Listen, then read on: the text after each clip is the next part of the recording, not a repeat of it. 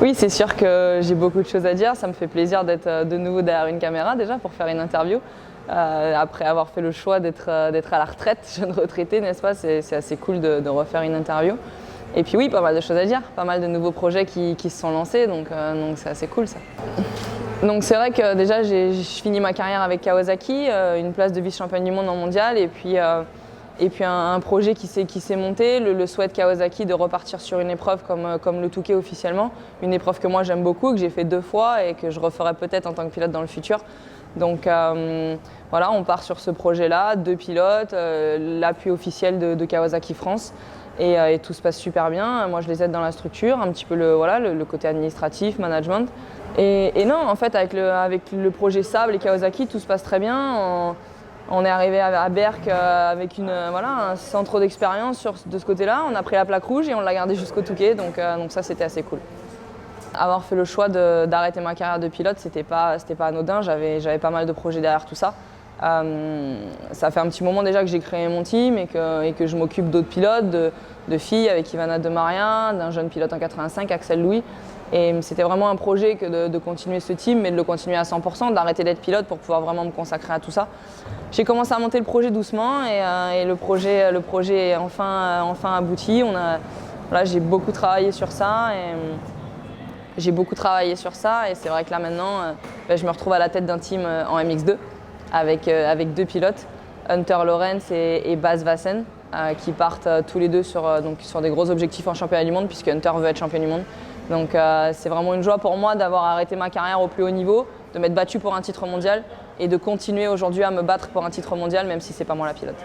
Après pas mal de bons et loyaux services chez Kawasaki. Aujourd'hui, quand j'ai voulu créer mon team, j'ai monté le projet et il se trouve que c'est Honda qui a cru en moi et qui a cru en ce projet.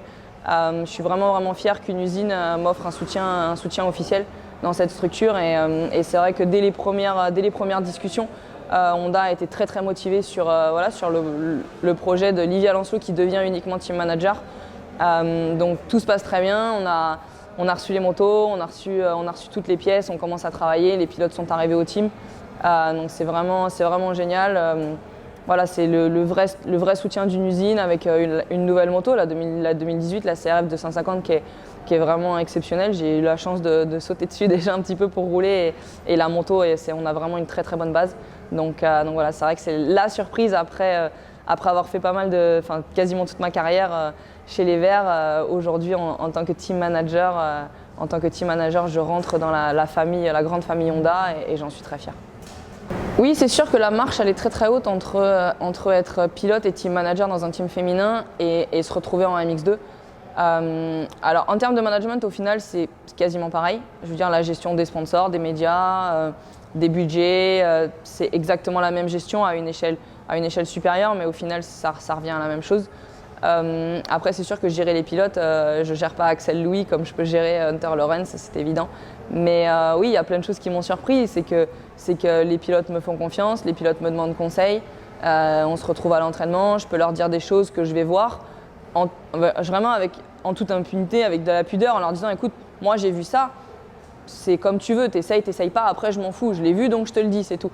Et à ma grande surprise, ils sont vraiment à l'écoute et ils essayent. Je dis pas que j'ai toujours raison, mais voilà, je peux très bien faire des choses, voir des choses et leur dire qui vont leur servir. Donc non, franchement, je me régale dans ce nouveau rôle et même si c'est vrai que la marche de pilote et manager WMX à manager MX2, elle est assez grande, mais voilà, il faut de l'ambition, il faut de la motivation et je me donne à 200% et j'espère que ça va bien se passer. Dans ce nouveau rôle que j'ai, il y a une part de timidité que en plus j'ai déjà toujours eu dans le passé. Par contre, pas avec mes pilotes. Parce qu'en fait, les pilotes, je les côtoie depuis toujours, que ce soit là les pilotes MX2 que j'ai à l'heure actuelle qui ont 19-20 ans, comme des grands pilotes comme Keroli, comme Gauthier Paulin, c'est des pilotes que je côtoie depuis mon plus jeune âge et avec qui je peux me permettre de discuter. Je veux dire, j'aurais quasiment pas de pudeur à aller dire quelque chose à Gauthier si on se croise un jour à l'entraînement et voilà, lui dire tiens, j'ai vu ça, les autres font ça, voilà, mais dans une discussion en fait, vraiment pas dans le sens je veux devenir ton entraîneur, attention, c'est pas du tout ce que je dis, j'en serais pas capable, mais voilà, juste un conseil, ça a jamais tué personne entre guillemets. Après, ils sont pas obligés de les écouter en plus, donc non, ça au niveau Voilà, timidité avec mes pilotes, non, pas du tout. Par contre, c'est vrai qu'aujourd'hui, j'ai un petit peu du mal à me sentir réellement team manager MX2. C'est vrai que voilà, quand il faut réellement parler avec d'autres team managers que j'ai déjà croisés là maintenant sur certains événements, ben, je me sens encore plus comme pilote ou petit team manager que vrai team manager MX2. J'ai encore besoin de me mettre dans ce rôle-là et c'est vrai que tout ce projet-là a pu exister grâce à Giacomo Gariboldi qui, on le sait, est aujourd'hui team manager au HRC. Qui a un parcours excellent sur lequel j'aimerais me calquer le plus possible évidemment. Et dès que j'ai le moindre truc, j'appelle Giacomo et je lui demande conseil. Donc ça, j'ai encore de la timidité sur le côté manager. D'accord. Et en termes comment s'occupent tes journées? On en a déjà discuté, tu es derrière l'ordi beaucoup plus que dans tes baskets de running. Oui, c'est sûr qu'aujourd'hui, mes journées, elles ont bien changé par rapport à ce qu'elles étaient il y a 6 mois en arrière. C'est vrai qu'il y a 6 mois, j'étais concentrée sur mes montres connectées et tout ce qui pouvait avoir un rapport avec le sport. Aujourd'hui, j'arrive à faire des journées où j'ai pas 10% d'activité journalière. J'arrive au bureau à 8h, je repars à 21h. Ça m'est arrivé quelques fois déjà là pour gérer un petit peu toute la partie administrative. C'est vrai qu'on a l'Argentine qui arrive très vite. L'Argentine, c'est beaucoup de travail. Donc pour le moment, je passe plus de temps derrière mon bureau à donner des coups de téléphone et à envoyer des emails qu'à aller courir et aller à l'entraînement avec mes pilotes. Mais j'essaye de quand même faire les deux le plus possible. Donc j'ai réussi à aller rouler quelques fois. Heureusement, c'est vrai que ça me fait beaucoup de bien de pouvoir aller rouler. Et puis je vais à l'entraînement quand même quelques jours par semaine, mais c'est vrai que ma vie a complètement changé. C'est un choix que je prépare depuis longtemps, qui a été mûrement réfléchi. C'est pas sur un coup de tête. C'était pas tiens, j'ai loupé le dernier titre mondial, j'arrête. Non, c'est quelque chose que je prépare depuis le début de l'année, quasiment dès les premiers Grands Prix. La question a commencé à se poser. Donc voilà, je l'ai vraiment préparé et c'est ce qui me permet aujourd'hui d'avoir du recul sur tout ça parce qu'à chaque Grand Prix, je me suis posé la question. Je me suis reposé la question. Voilà, ce que tu es en train de vivre là, est-ce que tu es sûr que ça va pas te manquer l'année prochaine? Donc du coup, voilà, j'ai tout bien préparé et cette nouvelle vie, je vais pas dire que de passer des journées derrière mon ordi, ça me plaît, c'est pas du tout la question. Mais maintenant, je sais que je dois passer par là dans ce nouveau travail, mais il va aussi y avoir d'excellents moments. Voyager vraiment là, pour le coup, dans le monde entier, parce qu'en tant que pilote féminine, on avait 6 Grands Prix. Là, ça va être dans le monde entier, l'Argentine, l'Indonésie. Et à des moments où je vais avoir le temps en plus un petit peu de profiter de tous ces pays, chose que je ne pouvais pas faire avant.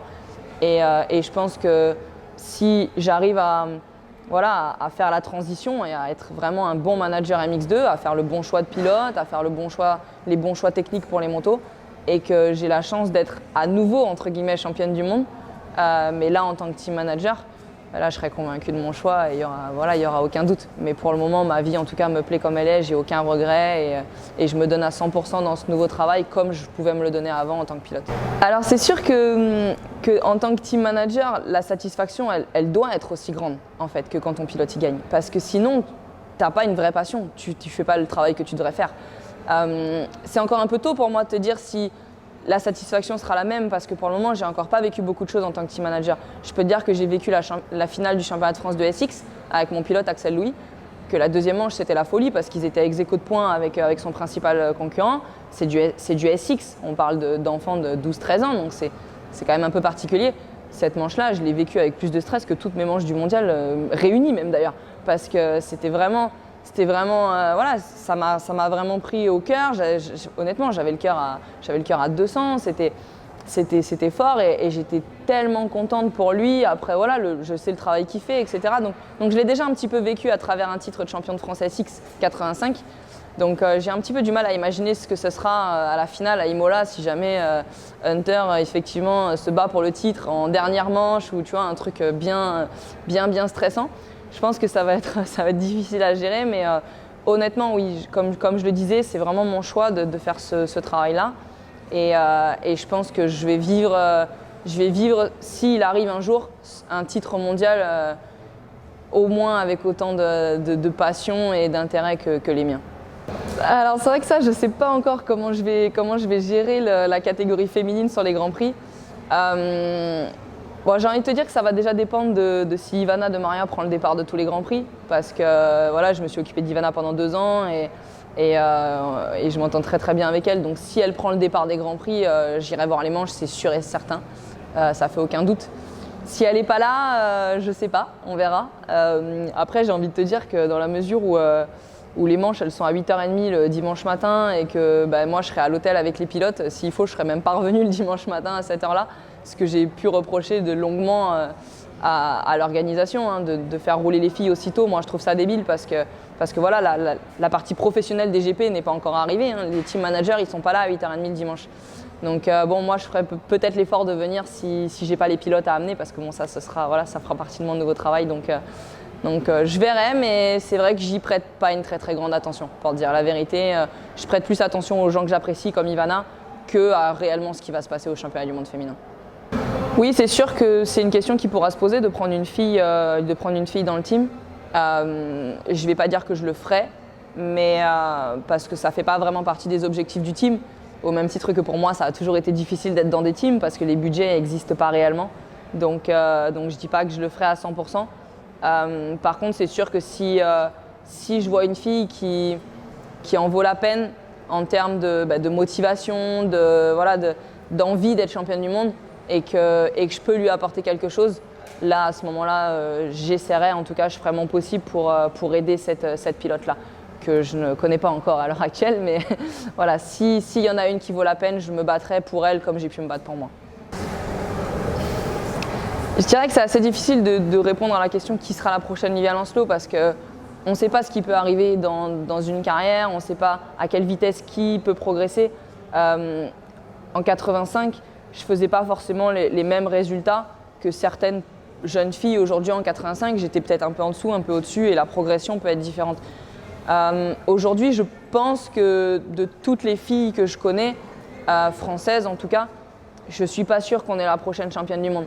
Parce que j'en connais d'autres dans d'autres pays qui travaillent déjà beaucoup plus. Ce n'est même pas une question de talent ou de résultats, c'est une question de motivation. Aujourd'hui, si je devais prendre une très très jeune pilote et donner le nom de la prochaine championne du monde, je pense que je dirais Daniela Garcia, la petite espagnole que j'ai déjà pu voir à l'entraînement plusieurs fois. Et malheureusement, je pense qu'elle est un ton au-dessus de nos Françaises à l'heure actuelle, déjà dans l'engagement. Mais bon, c'est à moi peut-être de les aider aussi. Si elles veulent travailler avec moi, il n'y a pas de souci. Je peux m'occuper des filles aussi. Donc voilà, j'espère en tout cas que la prochaine championne du monde française arrivera assez tôt. Et voilà, c'est tout pour le moment, c'est tout pour cette première vidéo de 2018. Maintenant, je vous donne rendez-vous ce week-end à la Capelle, venez nous voir. Vous trompez pas, on sera en rouge ce coup-là, faut pas déconner. Donc venez me voir à la Capelle, ça va être sympa. Et puis on se voit sur tous les autres Grands Prix pendant la saison, peut-être d'autres vidéos si Moto Verte veut bien venir me voir à l'entraînement. J'irai peut-être un peu moins vite que l'année dernière, mais on pourra quand même faire une ou deux vidéos assez cool. Donc voilà, merci à vous de me suivre, merci vraiment à tous mes fans tout au long de ma carrière parce que j'ai toujours été vraiment suivie et c'est vrai que vous allez me manquer en tout cas si vous venez plus me voir.